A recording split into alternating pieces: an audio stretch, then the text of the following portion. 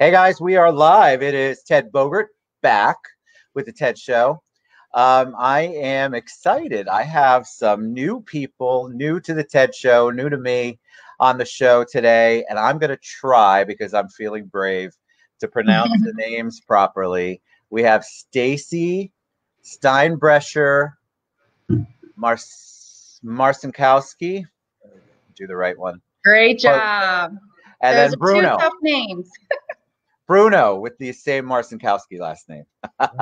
Welcome, guys. How are you doing? We are great. How are you, Ted? I'm good. Really good. It's a gorgeous day out, sunny Florida. Loving every second of it. And I took a little break in between. Already have comments, people checking it out. Yes, we're live. Thanks, George. People letting me know we're up and running. I'm good. I love parts of this quarantine. There's parts I don't like necessarily, but I'm liking the creativity and stuff, which I want to take a dive with you guys in a little bit. All right, so tell us about you. They all know me, but they don't know you. So tell us a little bit about you guys. Okay, so about us, we got married last year. We were dating for about 3 years. I was already in the real estate industry. I came out from the legal field. I was director of operations for about 24 years in the legal field, and started to hit a ceiling from where my growth could potentially go. So I started thinking of other options, and real estate was one of those options. And I dove in and became a salesperson, and I love it. But it was a little trying for the first year, branding yourself, getting yourself known, meeting new clients, and then building that rapport to keep them here. So, and then Bruno will tell his story, and then we somehow connected and joined forces in real estate. Hi, Bruno. Hi, Ted. Thanks for having us. Absolutely. I started in the private sector really young. I got my first small business loan with my partner when I was 22. So I had a little taste of success when I was young, and I hate to say it, but I think it hurt me a little bit, because as I tried to do other things, I thought I could do everything really well. Since my first shot was successful, so I thought I knew everything. And then after a Boost Mobile and some other franchises that I tried didn't work out as much as I hoped, Stacie and I wound up getting together. And in my 40s, getting my real estate license, a lot of people had asked me, and I really had no idea what to expect. But I have a big social media background and things like that. And Stacie and I made a good fit, and I got my license over a year ago, and we've been together working 24/7 every day since. Well, I mean, it's an interesting world, right? When you make a leap into real estate, because yes, it's sales, but it's so much more. It's relationships. It's all of that. Thank you, Michelle. You're getting a lot of love. The dream team, Kelly Suarez says. Thank you, Michelle. Everybody's looking great. We miss everybody in Philadelphia. Just a quick shout out for Philly. I love it. The Blue Angels flew over today. We wish we could have saw them. And somebody, I think Albert Steinbrecher got on. That's my dad. Yeah. Oh yeah, I saw him pop. He hasn't commented yet, but I can see who pops on and pops off. So that's pretty cool. He's a Facebook stalker, you know. I think we all are. Nobody wants to admit it, but so talk about the transition. That's one of the things that I think is so important when we're talking about success, and we're talking about trying to figure out how to maneuver through everything. You went from one particular industry to the next. And then you said it took you a while. Talk about how you were able to convert, or what you did differently, Stacie, from your previous industry to this industry, as far as getting clients, maintaining clients, and reaching out to people. So yeah, it was a huge transition. I mean, I came from the corporate world. I managed law firms for a very long time and was very successful at it. So I did have the core. I have my bachelor's degree in psychology and my master's in HR. So that really helped me formulate some of the foundation for what I was expecting. I was, very familiar with contract work, very familiar with negotiations, but was never in the sales field. So that was something brand new to me that I had to kind of get out of my comfort zone and start something new to build the rapport with the clients. Obviously, you work your sphere of influence because that's who you know the best when you get your real estate license, and you just let everybody know that you're in the real estate industry and how you can help them. And believe it or not, some of my sphere was not my first clientele. Some of it was just strangers who either, when I was open houses, door knocking, things on social media and Zillow marketing, that type of thing that I started using as tools to build the business. And, most of my business now and our business is based off of referrals because we built such a good reputation and we are hands-on 100% there for our clients no matter what. So I think that really went a long way. And when people trust you, they will definitely start to refer you out. So after the first year, which is probably the same for most who have not been in the sales industry, it's tough. And as you keep building, I'm in it for 5.5 years now, and I've constantly seen an upward growth, both in volume, unit sales, and average price points. That's awesome. I think one of the things that you said resonated with me, and I think a lot of people who want to make a leap, everybody you go to for a job that has to do with sales or a career, sphere of influence. And I always tell people that's lovely, but if you're going to live or die on your sphere of influence in that first year, and that's all you're going to do, it's going to be a struggle. It's not because people don't love you. It's not because people don't trust you. It's people have to get used to you being in a new role, and they forget. They really do forget. They forget, even though you have sent them 7,000 emails and they see your signs everywhere. People really don't remember. I can't tell you how many times, even now, you would think everybody would know I'm in mortgages. People are like, oh, yeah. I'm like, we just had lunch. How did you forget?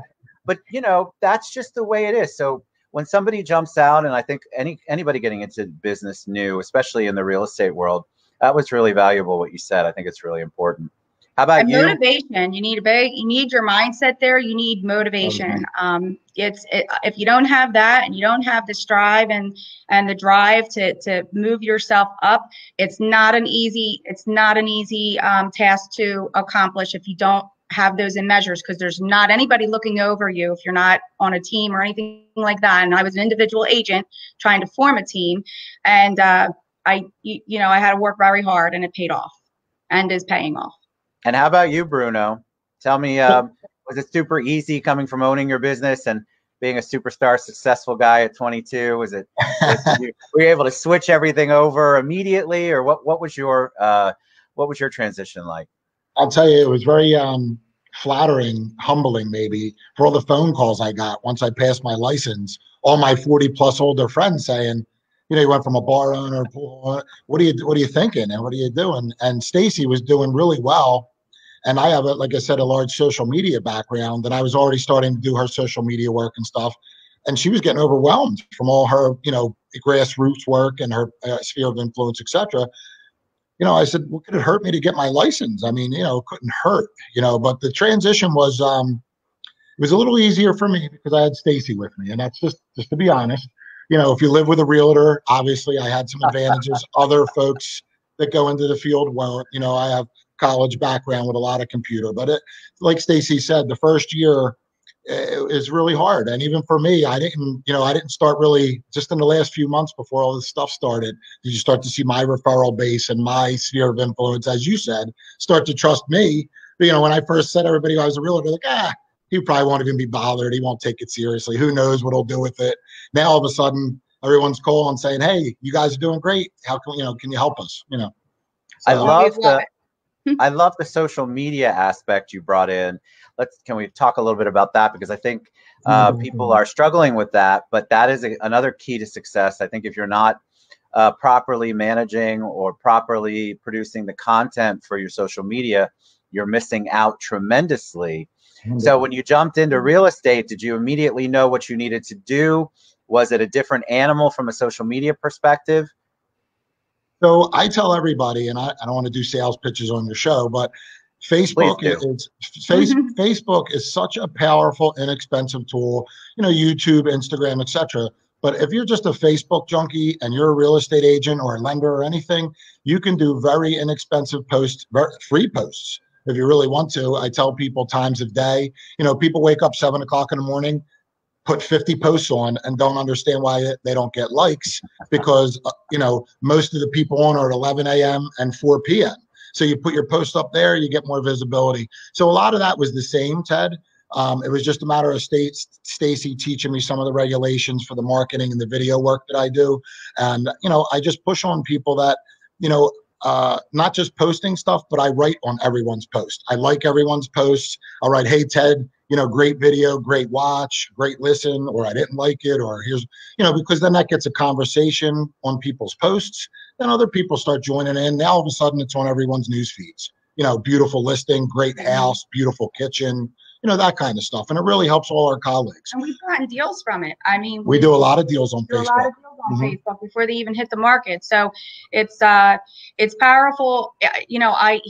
Bruno has helped me increase my base of people. I didn't really have that many people on it. Didn't really realize the power in it until we started learning a little bit more about it. And it really excelled. Ted, I tried to, between our two personal Facebooks, besides our business, we try to add realtors, lenders. I mean, you can usually see who they are in their pictures, right?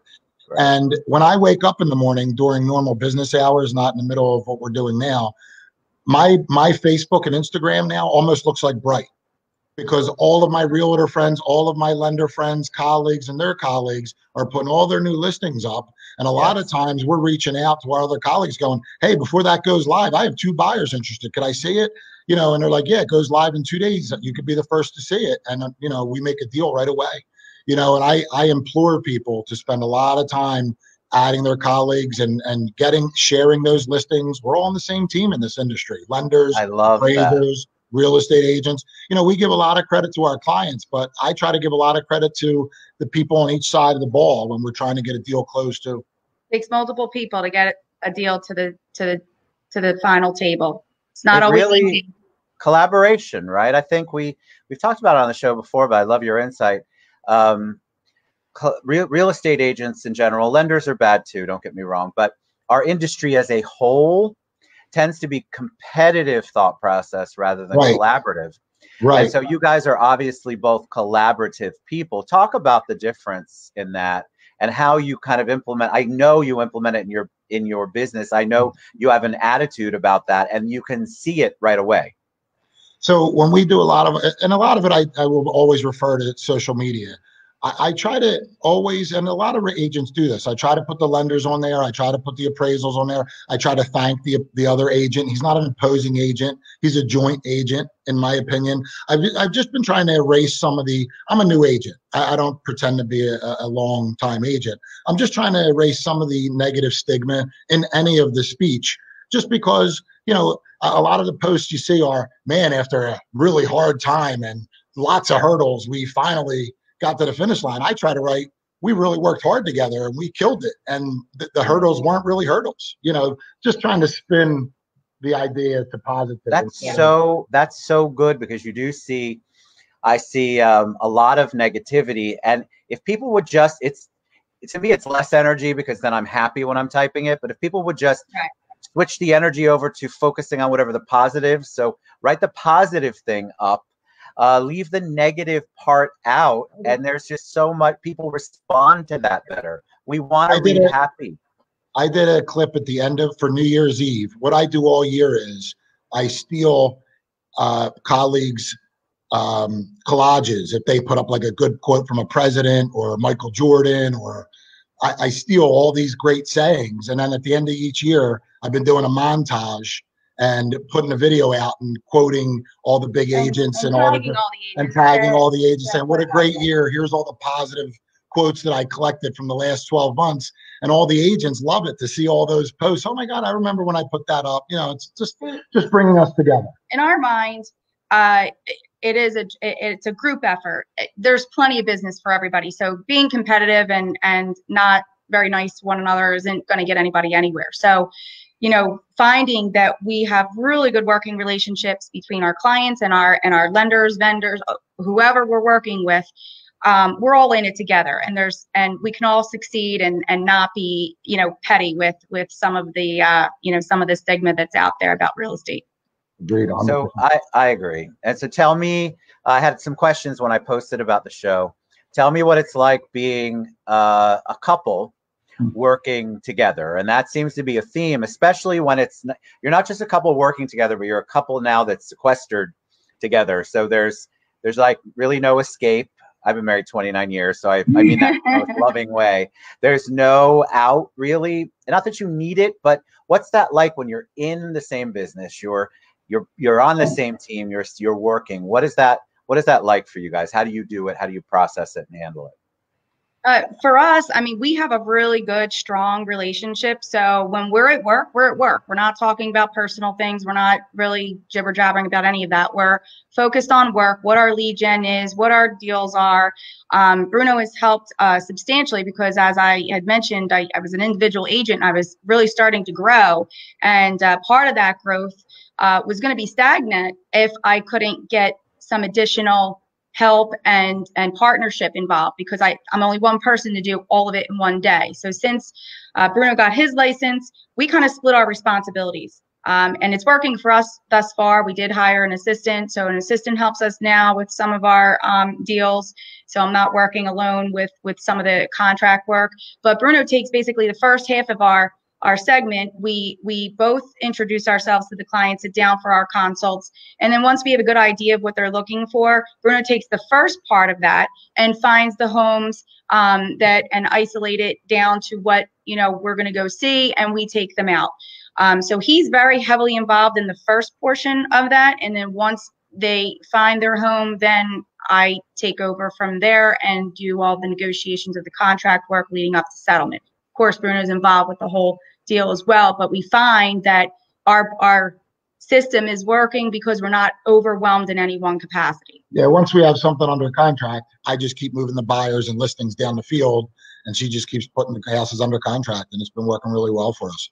One of the biggest things that Stacie said was people wouldn't recognize us from 7 a.m. until probably 9 p.m.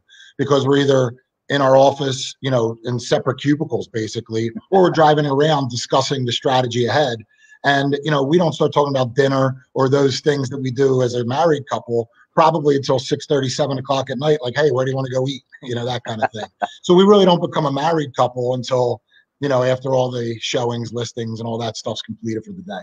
And that's I love that you separate, that you each have roles. I think that's so critical because then there's nothing left. I mean, obviously you collaborate on everything and what's going on, but there's specific details of things that Stacie needs to get done, where she takes it, and where Bruno. And I think that's really important in any partnership, let alone a marriage where you're in a business partnership. We stay in our lane, Ted. Like she said, I love being in front of the computer. I can look at 1,000 houses a day. I enjoy doing it. Her contract work is impeccable.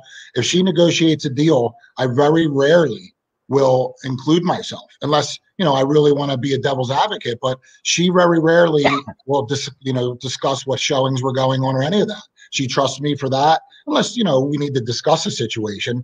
But, very rarely do I mess with the contract work. Very rarely does she worry about the buy side, the listing side, the show side. And we stay out of each other's zones, unless, of course, there's something we really feel strongly about. But otherwise, we just kind of, all the social media work, she very rarely discusses it with me. She knows it's going to happen.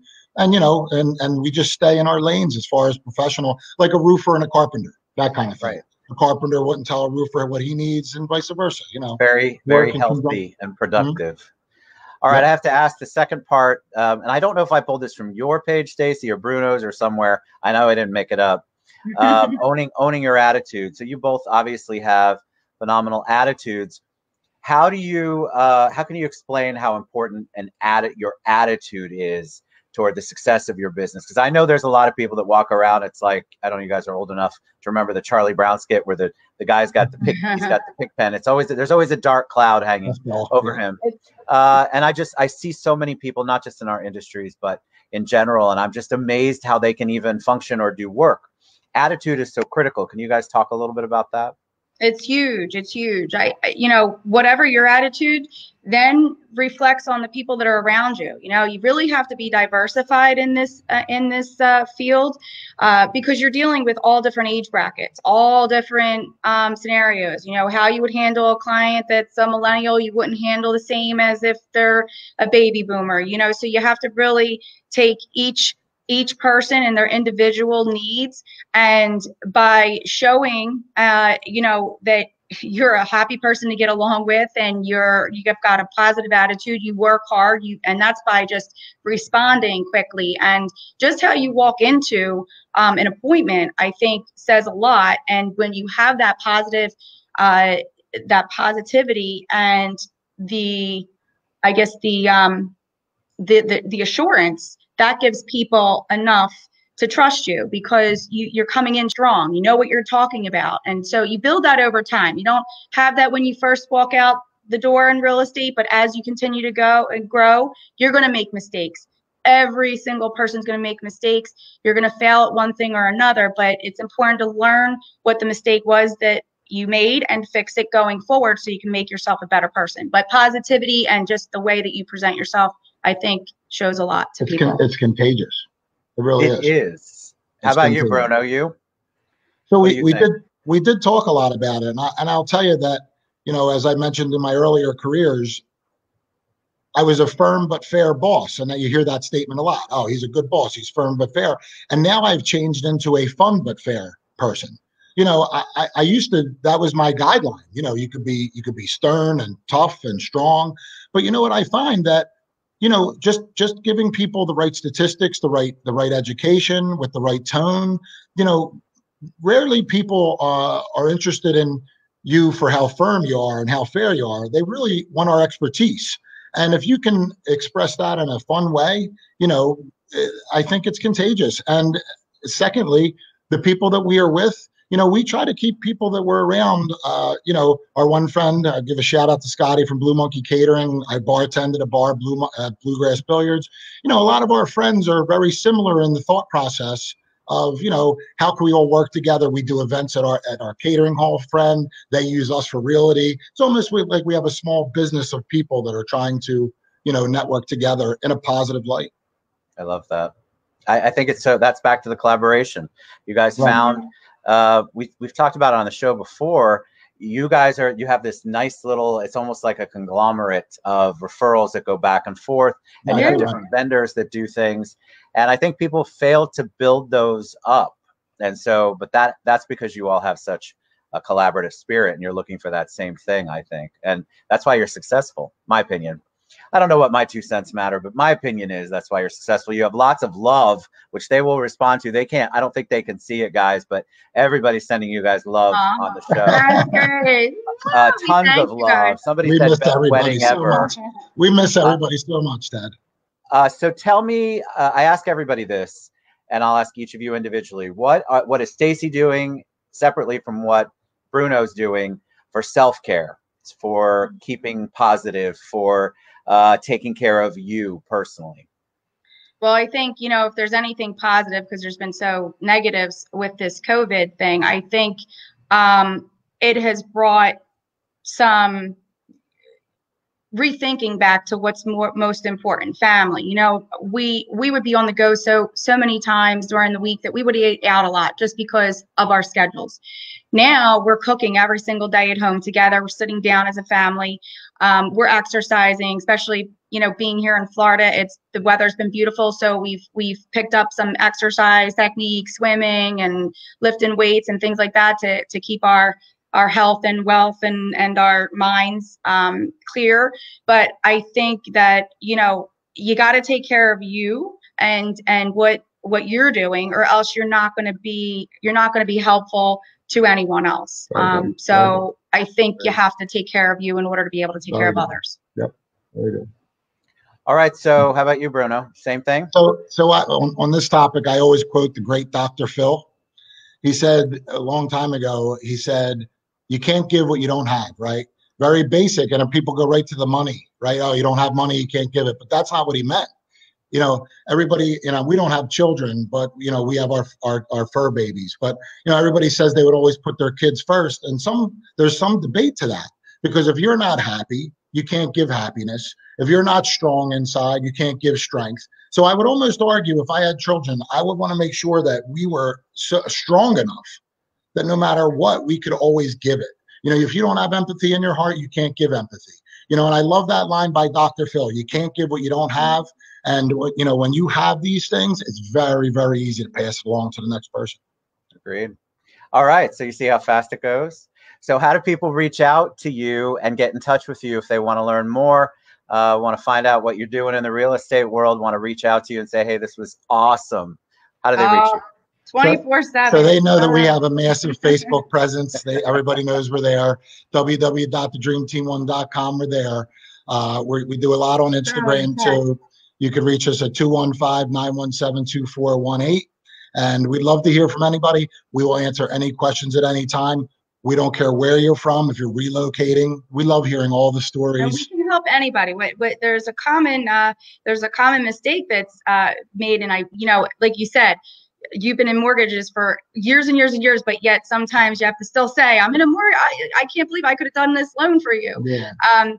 Again, we can help anybody all over the place. It's just a referral. Just because we don't have a license in that particular state doesn't mean a thing. We can still refer out really great agents, so we can still help you indirectly and make sure you get the best service. So that's another thing people should you know, think about, because people think we can only represent them in Pennsylvania. Right. Not necessarily the case. Right.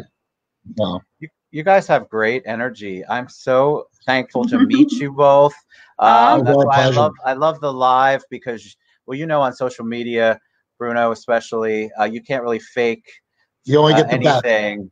And so this stuff is so good. So I love live, because if you mess up, people are watching to see how you mess up.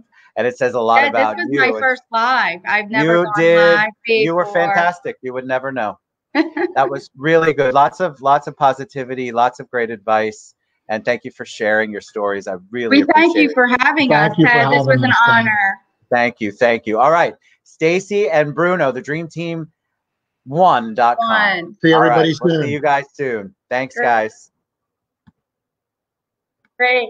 Take care, everyone.